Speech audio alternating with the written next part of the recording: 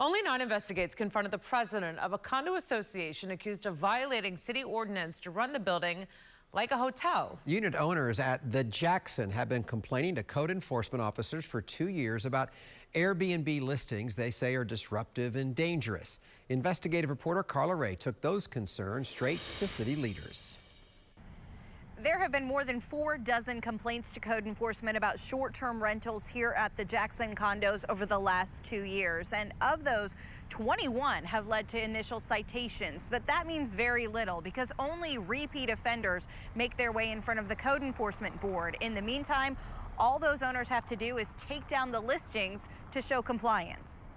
Condo owners at the Jackson have flooded Orlando code enforcement with complaints about what they claim are short-term rentals on every floor of their building in violation of city ordinance. And city records show in at least 21 cases, they've been right. Yeah, I mean, they are making a killing and, at the expense of the people who want to live here in peace and quiet, not have partiers in the unit right next door to them. But 9 Investigates learned the process for investigating those listings is cumbersome. In Orlando, entire condo units cannot be rented out for fewer than 30 days, but inspectors need evidence that listings are below that threshold. And even then, after a citation is given, it's as easy as pulling a listing down to come into compliance. Yeah, I just wish the city would take a bigger interest in issues like this because there are weekends where this place feels like a frat house. We learned many of those rental properties cited are owned and operated by board members, including President Nabil Ansari. He admitted in court records to having a rental business,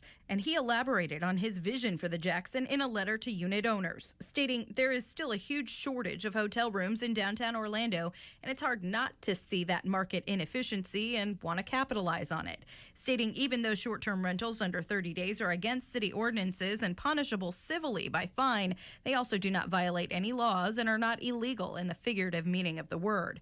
If the city of Orlando were to ever drop the code enforcement restrictions, our building would be worth a lot more.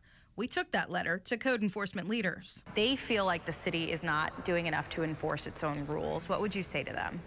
I would say that if we have the evidence, we do have the ability to take it to code board. Lillian Payne is the Deputy Director of Economic Development. She says a unit owned by an LLC connected to Ansari is set to go before the Code Board for repeat violations in February. That could lead to fines of up to $1,000 per day. But isn't it easy for a unit owner to just pull their listing down, come back into compliance, and then do it all over again? Sure, absolutely. We have had that in the past. We called Ansari, his attorneys, and emailed them both several times since December to give him an opportunity to respond to resident complaints. Then one day, we caught up with him outside the Jackson. He told me off camera, the letter speaks for itself. No comment. Thank you very much. Okay. Anything about the allegations of code violations? Are you doing short-term rentals here? No comment, thank you. Ansari also wrote in that letter that everything he's doing here at the Jackson is to increase property values, saying he wants to see the full potential of this building. We're going to follow up in February during that code enforcement board meeting about the short-term rentals here. In Orlando, Carla Ray, Channel 9 Eyewitness News.